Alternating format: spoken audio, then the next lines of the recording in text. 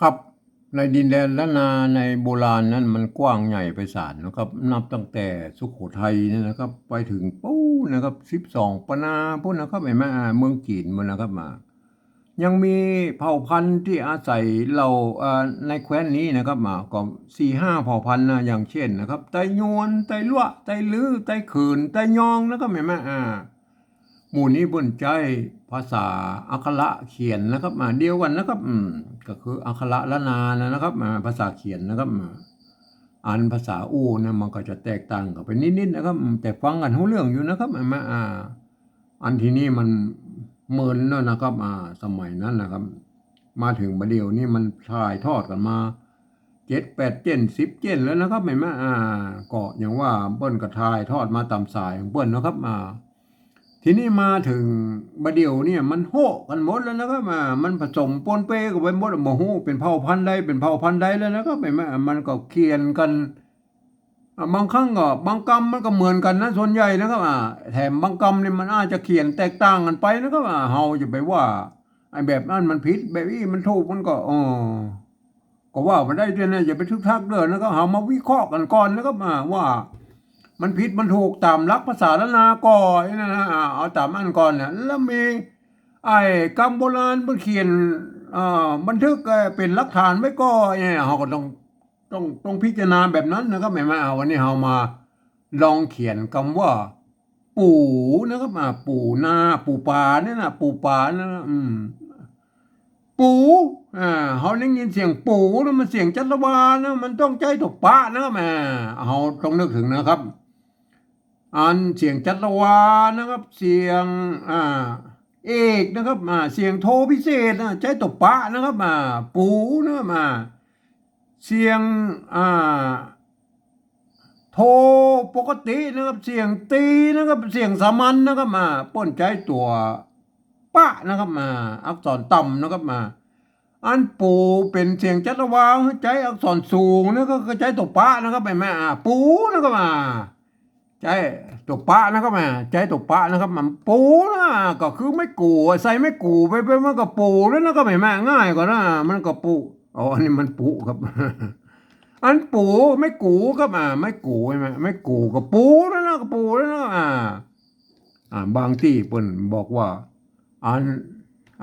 บางที่เปิ้นก็บอกว่ามันเขียนไอ้งามๆหน่อยหรือว่ามันแบบไทยๆหน่อยอย่างเงี้ยนะครับเปิ้นเอาละมากั้มนี่นะก็ละเอาละมาใส่นี่ก็มาใส่ไม่กูไว้นะก็เปิ้นบักคำเปิ้นก็เขียนอย่างนี้นะครับแต่อันหลักการของภาษาละนาแล้วตัวละเปิ้นมากำไว้เฉยๆแล้วก็เห็นไหมเปิ้นมาอ่านนะเปิ้นมาอ่านตัวละนี่นะครับเปิ้นว่าปู่นะครับปู่นะครับอย่างกำไอ้ในโบราณนะเปิ้นปะกำบ่อีนะครับเห็นไหมอ่ามาลาไม่ใช่อ่านว่ามาลานะครับอันนี้เปิ้นอ่านว่าม้านะครับมาอ่านว่าม้าเห็นไหมอันเนี้ยกำโบราณมันมีนะครับมีหลักฐานอยู่นะครับคำว่าอย่างเงี้ยนะครับ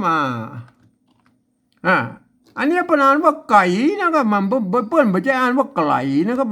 เปิ้นอ่านว่าไก่นะครับไก่นะเห็นไหมเพราะฉะนั้นตัวอันเนี้ยเปิ้นเอาตัวละเนี่ยมากำไว้เฉยๆนะครับเปิ้นเอามากำงามเฉยๆนะครับก็อ่านว่าปูนะครับไม่ใช่ปลูเหมือนไทยนะครับไม่ใช่อ่านไปลั่นลิ้นแบบไทยนะครับอ่านไม่ต้องลั่นลิ้นนะครับอ่านว่าปูนะครับอ่านว่าปูอ่านเต้ากันนะครับ2 ตัวนี่เห็นไหมการเขียนนั้นก็ไม่ใช่ยากนะครับเอาหันแบบนี้นะเขาก็จะไปว่ามันเขียนผิดเขียนถูกบ่ได้นะครับมาวิเคราะห์ก่อนนะครับคือมันตามหลักภาษาละนาหรือเปล่านะครับก็แค่นั้นแหละครับทีนี้เขามาอ่านการเขียนนั้นมันไม่ยากนะครับมันจะยากตอนที่เขาจะไปขยายความเมื่อคนอื่นได้หู้ในหันตัวนี่นะครับอันนี้มันจะยากตอนนี้แล้วครับเห็นไหมการที่เขาจะเอาไปแสดงให้คนอื่นได้หู้ในหันตัวเขาจะต้องใช้ภาษาอื่นๆแล้วก็มาเขียนนะนั่นก็คือปริวัติภาษานะครับ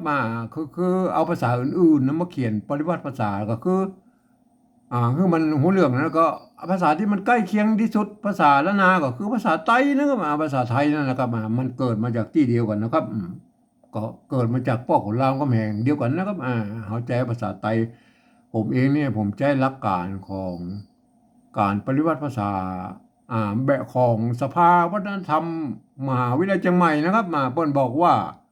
การที่จะเอาภาษาไทยมาปริวัติเป็นภาษาละนาเนี่ยกระทำได้อยู่3 แบบนะครับก็คือแบบที่1นะครับเปิ้นเอาไว้ใจเขียนลักษิลาจารึกนะครับหรือเอกสารสำคัญต่างๆในโบราณเฮาบ่อู้ถึงนะครับเฮามาอู้แบบที่2เลยนะครับแบบที่2เนี่ยเปิ้นบอกว่านะครับยืมเอาอักขระเอาอักษรไทยเนี่ยมาปรับเทียบให้เป็นอักขระละนานะครับแล้วประกอบกรรมขึ้นมาแบบภาษาไทยนะครับก็ผสมผสานกันไปบางครั้งมันไม่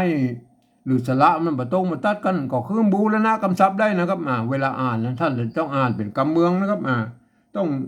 นึกถึงว่าไอ้หน้าตามันแบบไทยๆอย่างตัวอันนี้เนี่ยตัวปะไอ้ตัวปอปาเนี่ยท่านต้องนึกหรือว่าเป็นตัวปะนะครับตัวปะตั้งบนพุ่นนะครับเห็นไหมตัวปะอย่างเงี้ยนะมันจะต้องนึกเป็นอย่างนั้นนะครับแบกกลับไปนะครับว่าเป็นอักขระละนานะครับแล้วก็อ่านไปตามหลักภาษาละนานะครับอันคนทั่วไปบ่สามารถเข้ามาอ่านได้นะครับ มันจะผิดเพี้ยนสำเนียงนะครับอันที่นี้ฮามาอู้เลยนะครับปฏิบัติแบบที่2แบบที่3ก็เดี๋ยวก็อู้คำนะครับยืมตัวปอปานะครับมาเป็นตัวปะนี่เห็นไหมตัวปะเห็นไหมใส่อันนี้ไม่กูนะครับไม่กูกับสระอูนะครับเมืองไทยภาษาไทยพวกกับสระอูนะครับเห็นไหมได้แล้วเห็นไหมง่ายกว่าเนี่ยอ่านว่าบ่ใจอ่านว่าปูนะครับภาษาไทยเพิ่นอ่านว่าปูต้องอ่านว่าอันนี้ตัวปะนะครับไอ้กูนะครับต้องอ่านว่าปูนะครับอ่านว่าปูนะครับอ่านออกเสียงจัตวานะครับ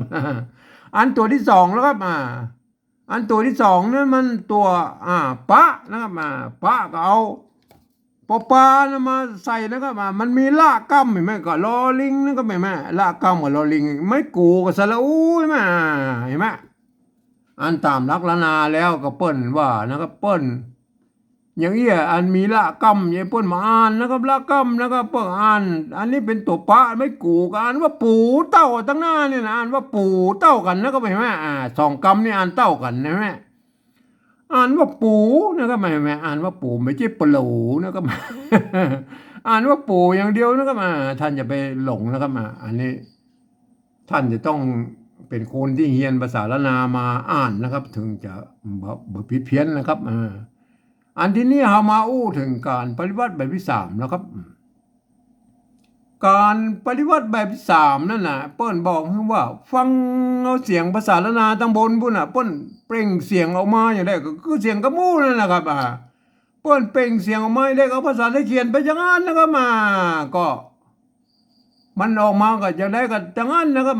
ก็เอาเฮามาฟังเลยนะครับเฮาบ่รับตายก็ได้นะครับปูนะครับปูก็ไม่กูนะครับสระอูนะครับอันนี้มันปูอย่างนะครับอันนี้มันปูนะครับคนไทยเพิ่นอ่านว่าปูนะครับปูเนี่ยแหละครับใส่ไม่จัตวาบ่นี่ก็ปูอันนี้ปูนะแม่ปูนะปูอันตัวที่2แล้วอันตัวที่2เปิ้นก็ออกเสียงว่าปูนะครับปูไม่กูกับสระอูนะใส่ไม่จัตวาไปหน่อยปูใช่ไหมปูใช่ไหมปูใช่ไหมอันแบบที่2นะครับอันนี้แบบที่3ได้แล้วนะครับปูเขียนอีนะครับเห็นไหมอันแบบที่2แล้วก็แบบที่2แล้วก็แบบที่2ก็ปูนะครับอันนี้ตัวปะนะครับไม่กูปูนะครับตัวปะตัวลากกั้มไม่กูปูนะครับแม่ปูใช่ไหมท่านก็อันภาษาละนาพวกก็เขียนได้2แบบนะเห็นไหมอันจะปูอย่างนี้ก็ได้นะหรือเอาละมากำปูอย่างนี้ก็ได้นะปูเนี่ยนะครับท่านก็เอาไปพิจารณากันนะครับมันก็เขียนได้หลายแบบนะครับในภาษาละนานะครับท่านมันก็เอาตามที่ปุ่นว่ากันมาตามโบราณกันแล้วกันนะครับท่านไปวิเคราะห์กันนะครับวันนี้ผมขอบรรยายเพียงแค่นี้นะครับ